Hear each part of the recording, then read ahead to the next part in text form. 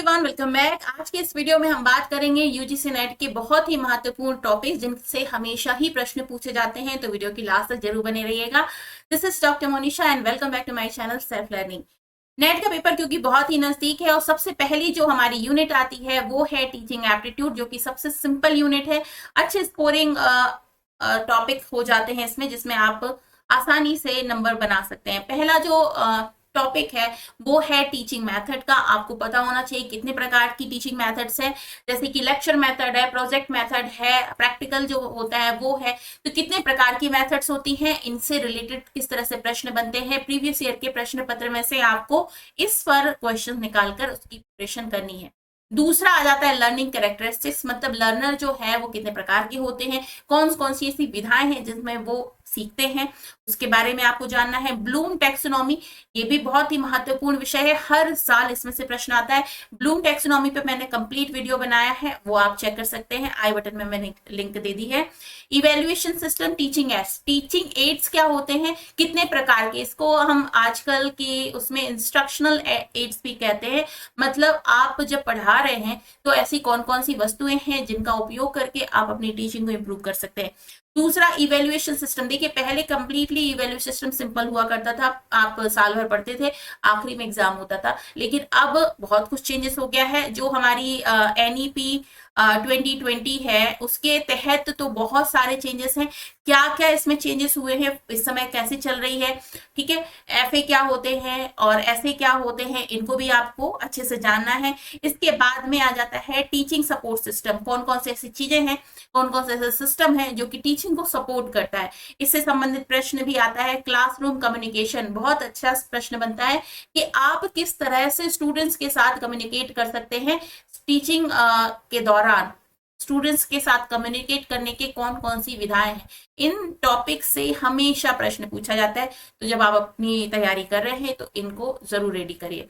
आगे जाते हैं, हमारी जो दूसरी यूनिट है वो है रिसर्च एप्टीट्यूड। रिसर्च एप्टीट्यूड में से जो महत्वपूर्ण प्रश्न बनते हैं, टाइप्स ऑफ रिसर्च सबसे महत्वपूर्ण है, कितने प्रकार की रिसर्च होती है, आपको वो सीखना है। इसके बाद में क्वालिटेटिव क्वांटिटेटिव रिसर्च, ये नाम से प्रश्न बनता है, क्वालिटेटिव और क्वांटिटेटिव। आजकल क्या हो रहा है, एप्लीकेशन बेस्ड क्वेश्चंस हो रहे हैं। मतलब अगर आपको इस तरह से कोई प्रश्न पूछा जाता है जिसमें ये जाहिर हो रहा हो कि आप जो रिसर्च की बात कर रहे हैं वो किस प्रकार की रिसर्च है, तो वो प्रश्न आपको जरूर रेडी करना है। रिसर्च एथिक्स क्या होते हैं, जब हम रिसर्च करते हैं तो हमारे स्टेप्स क्या क्या होते हैं, इन्हें हमें जानना है।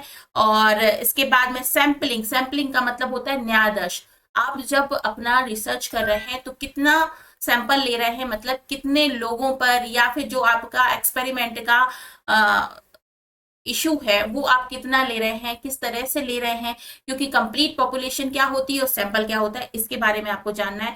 हाइपोथेसिस, हाइपोथेसिस का अर्थ होता है परिकल्पना, इसके बारे में आपको जानना, कितने प्रकार की होती है, इनको सॉल्व कैसे करते हैं, ये भी आपको जानना है। वेरिएबल्स, ठीक है। रिसर्च डिजाइन किस तरह से बनती है, इसमें क्या क्या स्टेप्स होते हैं। कई बार ये प्रश्न पूछा जाता है 1 2 3 4, मतलब ये जो ऑप्शन दिए जा रहे हैं रिसर्च एथिक्स के या रिसर्च डिजाइन के, वो सीक्वेंस में है या नहीं है, वो आपको पता होना चाहिए। तो रिसर्च डिजाइन के बारे में आपको पढ़ना है।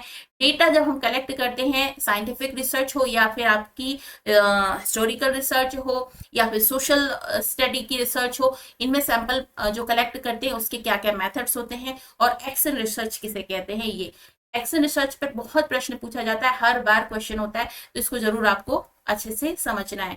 तीसरी जो यूनिट होती है वो कॉम्प्रिहेंशन आती है, मतलब आपको एक पैसेज मिलेगा, उस पैसेज को आपको रीड करना है। रीड करने के बाद में आपको करीबन 5 क्वेश्चंस मिलते हैं और जिनको आपको सॉल्व करना है। यदि आपने इसको सही कर दिया तो 5 इंटू 2 यानी कंप्लीटली 10 नंबर आपके तैयार हो जाते हैं।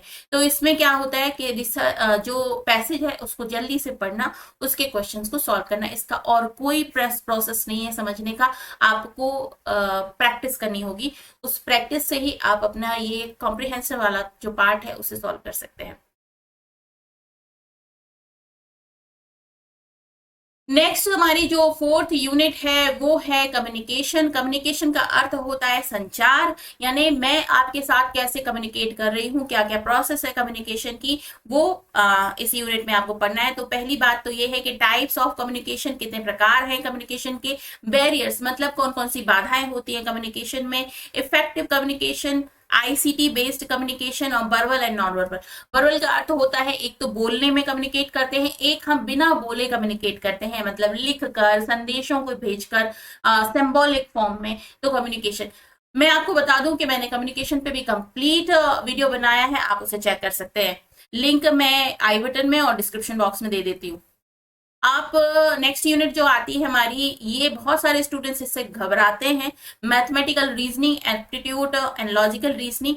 तो देखिए घबराने की जरूरत नहीं है, क्योंकि ये जो इस नेट के एग्जाम में जो लेवल होता है मैथमेटिक्स का, वो उतना टफ नहीं होता जैसा कि बाहर दूसरे जो एग्जाम्स होते हैं उसमें होता है। तो देखिए परसेंटेज पर क्वेश्चंस बनते हैं, साथ ही साथ में जो इंटरेस्ट होते हैं, चाहे आपका सिंपल इंटरेस्ट हो, कंपाउंड इंटरेस्ट हो, उस पर प्रश्न बनते हैं। रेशियो प्रपोर्शन पे इंटरेस्ट क्वेश्चंस बनते हैं। बहुत सारे प्रश्न बनते हैं ट्रेन के ऊपर, मतलब एक ट्रेन आ रही है, दूसरी गुजर रही है, तो उसमें उसकी स्पीड को नापना, इस तरह से प्रश्न बनते हैं। एवरेज निकालना, time and work, number series के प्रश्न काफी सारे बनते हैं। और सिंप्लीफिकेशन, ये क्वेश्चन बनता है। डेटा इंटरप्रिटेशन बेसिस पे भी प्रश्न बनता है, जैसे कि स्टैटिक्स का भी क्वेश्चन बनता है। आगे बढ़ते हैं हम। जो हमारी 6th यूनिट है ये है लॉजिकल रीजनिंग। ये भी सिंपल यूनिट होती है। इसमें आपको कुछ ऐसे सिंबॉलिक फॉर्म में भी प्रश्न पूछे जाते हैं जिसमें आपको लॉजिक लगाना हो, या फिर ऐसे प्रश्न पूछे जाते हैं जो दो सेंटेंस दिए गए हों, उन सेंटेंस के बीच में आपस में क्या कनेक्शन बन रहा है, वो क्वेश्चन पूछे जाते हैं। जैसे स्टेटमेंट हो गया, एक दो स्टेटमेंट दिए हुए हैं, रिलेवेंट है या नहीं है, एक दूसरे से बिल्कुल अलग है, ऐसे प्रश्न पूछे जाते हैं। और इसके बाद में एनालॉजीज के बारे में प्रश्न होता है, कोडिंग डिकोडिंग से संबंधित, वेन डायग्राम के ऊपर भी प्रश्न बनते हैं। ब्लड रिलेशन, माता पिता, चाचा फूफा, बाप, बहन भांजा, इस तरीके के प्रश्न भी बनते हैं। डायरेक्शन टेस्ट भी होता है कि आप नॉर्थ को जा रहे हैं, साउथ को मुड़ गए, फिर वेस्ट को आ गए, इससे रिलेटेड प्रश्न भी होते हैं। आर्ग्यूमेंट होता है और लॉजिकल पजल्स होती हैं, एक तरीके से पहेलियां टाइप के क्वेश्चंस होते हैं। प्रैक्टिस अगर आप करते हैं तो बहुत ही आसान भाषा में आप समझ सकते हैं। कोई भी आप प्रीवियस ईयर की क्वेश्चन बुक जो बुक्स आती है मार्केट में, उनको आप लेकर समझकर इसकी प्रैक्टिस कर सकते हैं। आगे आता है डेटा इंटरप्रिटेशन। बहुत सारे स्टूडेंट्स इससे घबराते हैं। डेटा इंटरप्रिटेशन में भी जिस तरीके से अनसीन पैसेज में आपको 5 क्वेश्चंस होते हैं, वैसे ही डेटा में भी आपको 5 क्वेश्चन मिलते हैं। अगर आप सही कर लेते हैं तो पूरे 10 नंबर आपको मिल जाते हैं। और इसमें जो प्रश्न होते हैं पूरे स्टैटिक्स से जुड़े हुए प्रश्न होते हैं। इसमें आपको एक स्टैटिक फॉर्म में क्वेश्चन होता है, उसको फिर सॉल्व करना पड़ता है। इसके लिए मैं आपको सजेस्ट करूंगी, आपका अगर मैथ बैकग्राउंड है, मैथमेटिक्स से रिलेटेड आपका बैकग्राउंड है, तो आप इसकी प्रैक्टिस कर लीजिए। बहुत अच्छे से आपको स्कोरिंग वे में आप इसको सॉल्व कर लेंगे और 10 के 10 नंबर आप ले लेंगे। लेकिन अगर मैथमेटिक्स से आपका जुड़ाव नहीं है, मैथमेटिक बैकग्राउंड नहीं है, आप या तो साइंस में बायोलॉजी साइड से हैं या फिर आर्ट्स बैकग्राउंड के हैं, तो इसमें ज्यादा समय ना देते हुए आप बाकी यूनिट्स पर ज्यादा तवज्जो दे, ताकि आप उसे सॉल्व कर पाए, क्योंकि इसमें समय ज्यादा जाता है। या तो आपकी प्रैक्टिस अच्छी हो रखी है तो ठीक है, नहीं हो रखी है तो इसको थोड़ा सा आप स्किप कर सकते हैं। आगे बढ़ाते हैं। Information communication and technology, ICT की यूनिट जो है ये आजकल सबसे ज्यादा इंपॉर्टेंट, हम एआई के युग में आ गए हैं। तो देखिए जरूरी नहीं है कि जो ये लिखा हुआ है केवल उसी से संबंधित प्रश्न हो, बहुत कुछ नया हो रहा है। आप देख रहे होंगे मार्केट में बहुत कुछ नया है, तो यहाँ पर बहुत सारे करंट अफेयर के क्वेश्चंस भी बनते हैं। बाकी कंप्यूटर पर आधारित प्रश्न होंगे, इंटरनेट पर आधारित होंगे, एमएस ऑफिस, मेमोरी कितने प्रकार की होती है, रैम रोम, ये सब आपको पढ़ना होगा। नेटवर्किंग से रिलेटेड प्रश्न, साइबर सिक्योरिटी से, ई लर्निंग प्लेटफॉर्म्स कौन कौन से होते हैं, इनसे रिलेटेड प्रश्न होते हैं। साथ ही साथ में आपने देखा होगा जितना भी आज के युग में वर्तमान में कितने सारे एआई टूल्स हो गए हैं, वो आपको समझना है। कभी कभी मूवीज से रिलेटेड जो फिल्म सब होती हैं उनसे रिलेटेड प्रश्न भी इसमें बनता है, तो उनके बारे में भी समझना है। तो आप समझ सकते हैं कि करंट में जितने प्रश्न जितना भी इसमें अपग्रेड हो रहा है इंफॉर्मेशन टेक्नोलॉजी के विषय में, उससे संबंधित प्रश्न यहाँ पर पूछे जा सकते हैं। 9th यूनिट हमारी बनती है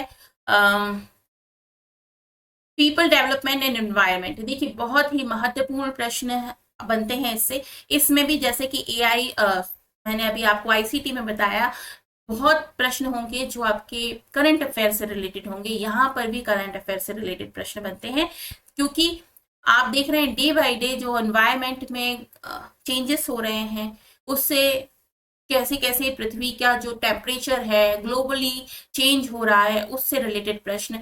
हम किस किस तरीके की ग्लोबली डिजास्टर से गुजर रहे हैं, लास्ट टाइम पे कैसे कैसे आपको इवेंट्स देखने के लिए मिले हैं जो कि इन्वायरमेंट को सुधारने में किए गए हैं, उससे प्रश्न बनता है। तो यहाँ पर आपको थोड़ा सा करंट अफेयर भी चेक करना होगा।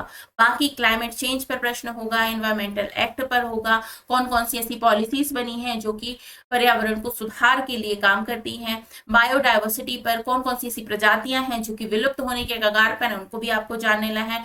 रिन्यूएबल एनर्जी जो होती है वो कैसी होती है, सस्टेनेबल डेवलपमेंट है वो कैसे कर सकते हैं, पॉपुलेशन के ऊपर, पॉपुलेशन कंट्रोल एंड पॉपुलेशन की जो नंबर ऑफ पॉपुलेशन की बात की जाती है, इंडिया किस नंबर पर है, हम पहले नंबर पर आ गए हैं या दूसरे नंबर पर आए हैं अभी भी, चाइना की इन्वायरमेंट में और पॉपुलेशन में और हमारे इन्वायरमेंट और पॉपुलेशन में क्या कनेक्शन है, इसके बारे में भी प्रश्न यहाँ पर पूछा जाता है। तो देखा जाए तो आपको करंट अफेयर का भी यहाँ पर बहुत कुछ पढ़ना पड़ेगा। नेक्स्ट आती है 10th यूनिट, जो कि बहुत ही महत्वपूर्ण है। अगर आप टीचर बनते हैं तो सबसे ज्यादा यूनिट आपको यही पढ़नी पड़ेगी, यही काम में आएगी। एनईपी 2020, बहुत प्रश्न बनेंगे इससे। यूजीसी का क्या काम होता है, नैक और एनसीटी का क्या काम होता है, बहुत सारे जो इंडियन संस्थाएं हैं बिफोर इंडिपेंडेंस में कौन कौन से ऐसे एक्ट बने थे जो भारत के एजुकेशन पर काम करे हैं, जिनसे हमारी भारतीय जो शिक्षा पद्धति है वो प्रभावित हुई है। हमारी भारत में स्वतंत्रता के पश्चात कौन कौन से एक्ट बने हैं और कौन कौन से एक्ट हमारे लिए उपयोगी सिद्ध हुए हैं। प्रेजेंट टाइम में जो राष्ट्रीय शिक्षा नीति है वो पहले कौन कौन सी नीतियां बन चुकी हैं, इन सभी के बारे में आपको पढ़ना है। ठीक है, तो यहाँ पर ये सारी यूनिट्स हैं जो आपको पढ़नी है। मैं आपको बता दूं हर एक यूनिट के मैंने वीडियोस बनाए हुए हैं जो कि मेरे चैनल पर हैं। सभी का मैंने आई बटन में लिंक दे दिया है, आप कंप्लीटली उससे जाकर वॉच कर सकते हैं, पढ़ सकते हैं। इजी वे में सभी यूनिट को मैंने समझाया है। ठीक है, अब कुछ टॉपिक्स ऐसे हैं जो कि सालों से या फिर देखा जाए हर साल इससे प्रश्न बनता है। ब्लूम टैक्सोनॉमी, जैसा कि मैंने आपको बताया, इससे आपको जरूर प्रश्न मिलेगा, इसको पढ़ लीजिए। रिसर्च टॉपिक टाइप्स हैं, इससे जरूर प्रश्न बनेगा। कम्युनिकेशन बैरियर कौन कौन से होते हैं, मतलब संचार में बाधाएं क्या क्या होती हैं। Logical reasoning, data interpretation, ICT basis, environmental issues, NEP 2020, higher education commission, teaching method, ये सारे टॉपिक पर प्रश्न आप जरूर देखेंगे अपने पेपर में, तो जरूर इससे आपको प्रिपरेशन कर लेनी है। प्रिपरेशन करने का तरीका क्या है, जो स्टूडेंट्स फर्स्ट टाइम एग्जाम देने वाले हैं, तो देखिए आपको पहला काम करना है कि प्रीवियस ईयर के क्वेश्चन पेपर को एक बार जरूर चेक कीजिए। ज्यादा नहीं, सिर्फ 2 या 3 साल के जो प्रीवियस ईयर के प्रश्न पत्र हैं पेपर 1 के, और शायद आपका जो पेपर होगा, जो टॉपिक मतलब आपका सब्जेक्ट पेपर होगा, उसके आपको क्वेश्चन पेपर देखने हैं। उनके क्वेश्चंस को एक बार जरूर आप रीड करें, पहले तो कैसे प्रश्न बनते हैं, आप पढ़ पा रहे हैं अच्छे से, नहीं पढ़ पा रहे हैं, उसके बाद उनको सॉल्व करें। इससे आपकी बहुत अच्छी प्रैक्टिस हो जाएगी, पता भी चल जाएगा कि प्रश्नों का जो स्टैंडर्ड है वो कैसे आता है। जो नोट्स आप बना रहे हैं उसको एक बार पढ़ें, 5 दिन के गैप के बाद उसे रिवाइज करें, बहुत जरूरी है। नहीं तो आप पहले आगे पढ़ते जाएंगे, पीछे का भूलते जाएंगे। मॉक टेस्ट जरूर करें। मॉक टेस्ट आपको यूजीसी नेट की ऑफिशियल वेबसाइट पर ही मिल जाते हैं मॉक टेस्ट, उन्हें आप कर सकते हैं।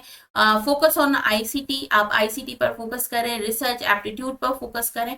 ठीक है, 2 घंटे जो डेली प्लान है, 2 घंटे आपको पेपर 1 के लिए देना है। 2 मॉक टेस्ट जरूर करना है एक हफ्ते में। प्रीवियस के क्वेश्चंस को आपको जरूर से पढ़ाई कर लेनी है, शॉर्ट नोट्स बनाने हैं और डेली एमसीक्यू की प्रैक्टिस करनी है। ठीक है, तो ये है हमारी कंप्लीट स्ट्रैटेजी जो हमें पढ़ाई करते वक्त ध्यान में रखनी है। आई होप ये है हमारा चैनल जिसमें मैंने कंप्लीट प्रिपरेशन करा रखी है पेपर 1 की। आप जा सकते हैं मेरे चैनल पर, यहाँ प्लेलिस्ट वाले सेक्शन में आप जाएं और प्लेलिस्ट वाले सेक्शन में आप पेपर 1 की जैसे मैंने हर एक यूनिट वाइज कंप्लीटली वीडियोस बनाए हुए हैं, जैसे कि ये आईसीटी है, ये हिस्ट्री ऑफ एजुकेशन यानी कि 9th यूनिट का है, इसी तरीके से 10th यूनिट का है, आप यूनिट नंबर जन और पर्यावरण आप देख सकते हैं, करंट अफेयर से रिलेटेड स्वयं प्रभा से रिलेटेड प्रश्न है, ब्लूम टैक्सोनॉमी यानी कि पेपर 1 का कंप्लीट आपको यहाँ पे सिलेबस मिल जाएगा। रिसर्च पर हमने पूरा वीडियोस किया हुआ है, आप यहाँ पर जाकर अपनी कंप्लीट प्रिपरेशन कर सकते हैं हर एक यूनिट की। कम्युनिकेशन से लेकर आईसीटी से लेकर जन और पर्यावरण से लेकर आपको सब कुछ यहाँ पर मिल जाएगा। तो एक बार जरूर विजिट करें हमारे चैनल को। चैनल का नाम है सेल्फ लर्निंग। आप सेल्फ लर्निंग जैसे ही गूगल पर यूट्यूब पे सर्च करेंगे आपको ये लोगो मिल जाएगा, जिसमें आप हमारे चैनल पर जा सकते हैं। तो wish you all the very best सारे स्टूडेंट्स के लिए। और अगर आपका कोई भी रिलेटेड इस टॉपिक से रिलेटेड या किसी सब्जेक्ट से रिलेटेड क्वेश्चन है तो आप कमेंट सेक्शन में मुझसे पूछ सकते हैं। Thank you so much.